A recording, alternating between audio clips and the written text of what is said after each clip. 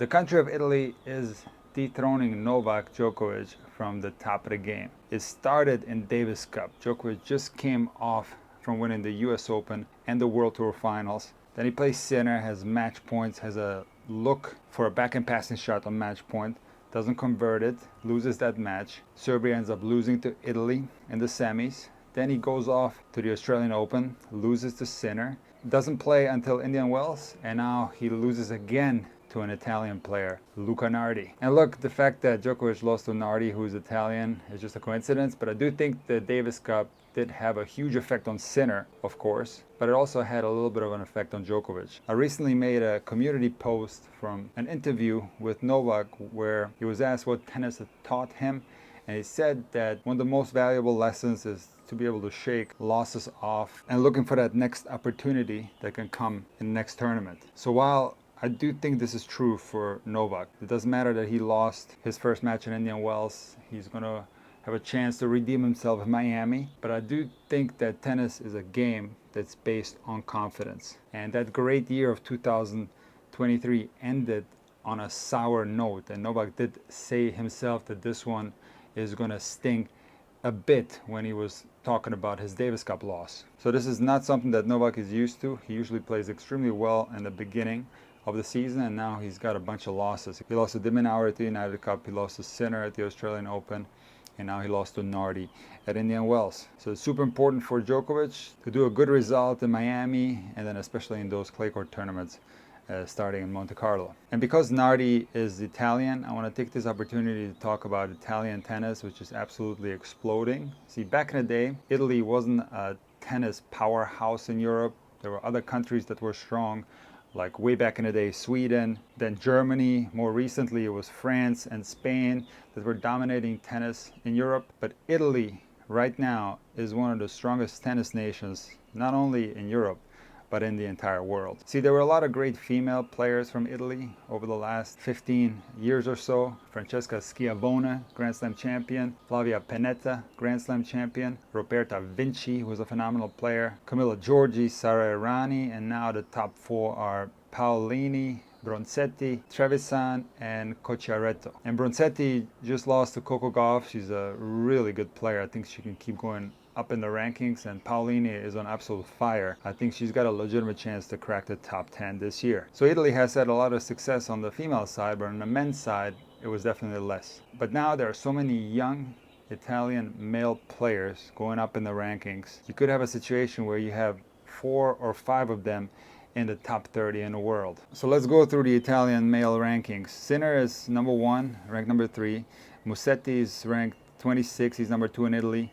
Arnaldi is ranked 40, he's number 3 in Italy. Sonego is ranked 4 in Italy and 55 in the world. Cobolli is 5th in Italy, ranked 62. Darderi is ranked 6th in Italy at 73. We got Fognini at number 7, ranked 108. And we got Nardi ranked number 8 at 123 in the world. Now the interesting thing here is, if you look at the ages of some of these guys. So Yannick Sinner is 22 years old. Musetti is 22 years old. Arnaldi is 23 years old. Cobolli is 21 years old. Darderi is 22 years old. Nardi is 20 years old. A couple more guys are ranked in the top 150. Gigante, age 22, ranked 148. And Zeppieri, age 22, ranked 138. So I think what often happens is that when you have a lot of good juniors growing up together and they're probably facing each other a lot in tournaments, and you have one guy who explodes up the rankings, which is Sinner. It gives the other guys belief that they can make it as well, because some of these guys were probably beating Sinner on some occasions, and naturally when they have beaten Sinner, they see he makes it to the top of the game, they have more belief that they can get there as well. Another possible reason why Italy is turning into a powerhouse, apart from the Sinner effect, is that it's a great country for tennis in general. Number 1, the coaching is phenomenal. Southern European coaching is good, whether we're talking about Italy or Spain. And also the infrastructure is phenomenal. I always remember that Italy has a tremendous amount of tournaments. What are you talking about? Futures, challengers, ATP tournaments, WTA tournaments. players in that country can play a tremendous amount of tennis in the country and don't have the need to travel when they're building their careers. The weather is also good. You're not so reliant on indoor courts and you can play outside most of the year. And now let's talk about the match, Djokovic against Nardi at Indian Wells. So, sometimes with Djokovic, when he loses to lower ranked players, it's really weird. It doesn't look like he's tanking, but he's very flat emotionally.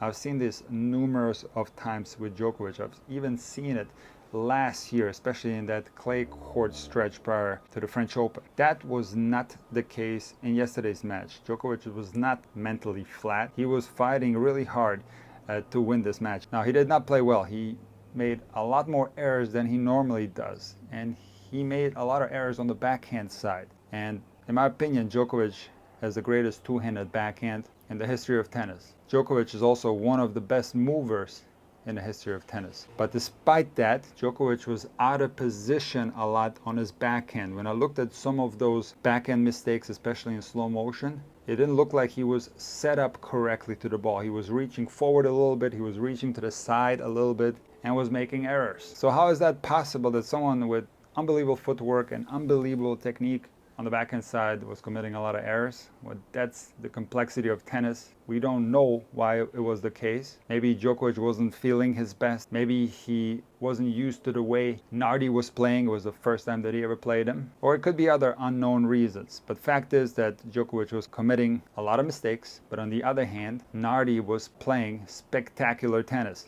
Just like many of the other young guys that are coming up, Nardi is a very complete power player. He can hit tremendously hard from the back of the court, serves well, and most importantly, moves well. Nardi took advantage of some uncharacteristic, unforced errors from Djokovic in the first set, broke him, and won that set comfortably. Then Djokovic started playing a lot better, broke early in the second, and then we had a super long game at 2-love in the second set that Djokovic ended up losing with a very controversial break point. We're going to get to that later. And that right there surprised me because when Djokovic gets on a roll, he continues to stay on a roll. I was surprised that he actually ended up losing his serve, being up 2-love. But despite that, Djokovic did end up winning the second set. And I was ready to turn the match off because what normally happens when Djokovic loses the first, wins the second, he wins the third very easily.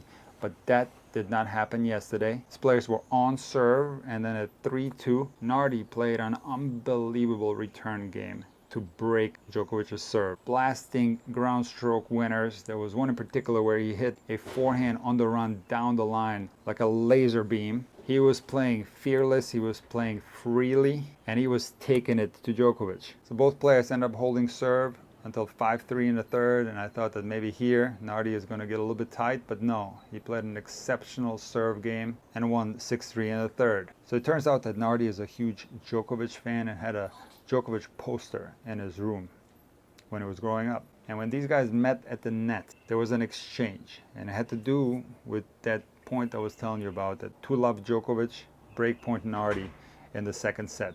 And here's what happened. Djokovic hit a second serve, and Nardi was getting ready to hit a forehand return, but he thought the serve was out, and he kind of stopped playing. He was waiting for the call to happen. It didn't happen, and then he hit the ball back with very low intensity anyways. Djokovic was in the half court. He could have put the ball away, but he actually stopped playing. Hit a really bad drop shot. Nardi ran it down, slid into it, and hit a winner cross court. Djokovic didn't even try to get it because he stopped playing. Then Djokovic complained to the umpire that Nardi stopped playing the point. He was looking for a hindrance call. Djokovic was 100% in the wrong, because that is not a hindrance. A hindrance would be if Nardi went like this with his finger or said out. In theory, Nardi can play the point any type of way he wants, with low intensity or high intensity, and pretend it's over or not over. It doesn't matter. When they shook hands, Djokovic said something to Nardi. Now, I interpreted this as Djokovic apologizing for that situation early in the second set. But a lot of people interpreted this as Djokovic scolding Nardi for what he did early in the second set. I don't think that this is what happened just based on their interaction. I couldn't hear what Djokovic said. I think he was speaking Italian, but it looked to me like Djokovic was rather apologizing for what happened early in the second set and not scolding Nardi for what he did early in the second set. Now the crazy thing about tennis, and this is something I've talked about in the past, is how good players are between 100 and 200 in the world. When you look at these guys, they look exactly the same like the guys that are ranked top 100. It's going to be very difficult to see a difference in the way they're playing. And in fact, Nardi was playing challengers prior to Indian Wells. And during the on-court interview with Nardi, they were saying that he just lost to a guy ranked 400. And when I heard that, it didn't sound right. Because I do think there's a discrepancy between 400 and between 100 and 200. No doubt about it. Because 400, they're not usually getting into the main draw of a challenger. They have to play qualies or futures. While 100 to 200 in the world, they're directly in the main draw. So it didn't sound right. So I went and looked it up, and while it is true that Nardi lost to a guy ranked in the 400s, it's Ramanathan, and this guy had a career high ranking of 111 in the world. The level of the guys between 100 and 200 in the world is sky high, and the fact that a young guy like this, ranked 123 in the world, who actually lost in the qualies in Indian Wells to David Goffin, comes in as a lucky loser from the Echeverry pullout and can beat Djokovic. It just shows you the depth of tennis, the quality of tennis, and how good these guys are that you've never heard of that are ranked between 100 and 200 in the world.